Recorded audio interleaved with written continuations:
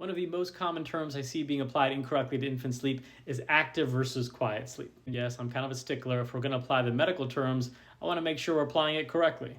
Nerd. Yeah, I'm a bit of a sleep nerd and proud of it. Hey, follow me, by the way. Active versus quiet sleep is not a description of what's going on visually with an infant. It's actually a description of the EEG pattern during sleep. We use this EEG description very early, the first few months of life, before all the various stages of sleep are fully developed. Essentially what happens is active sleep is equivalent to REM sleep, and quiet sleep is equivalent to non-REM sleep. So during active sleep, aka REM sleep, what you actually experience is complete muscle atonia, muscle paralysis, which is a part of REM sleep, where your brain sends a signal to your spinal cord and says, don't move anything, you're dreaming. But for infants in particular, this paralysis is partial. There can be some things that kind of squeak through when it comes to movement. So you might have little muscle twitches here and there. You're going to have eye movements, which is a normal part of REM sleep. You might see little changes in emotion, little smiles. All that's part of REM sleep. You're going to see irregular respirations. That's also part of active sleep, aka REM sleep. It's quite possible that you'll see no movement at all during REM sleep. What are all those big movements that you see when a kid is kind of wriggling around and trying to get out of their swaddle, etc.?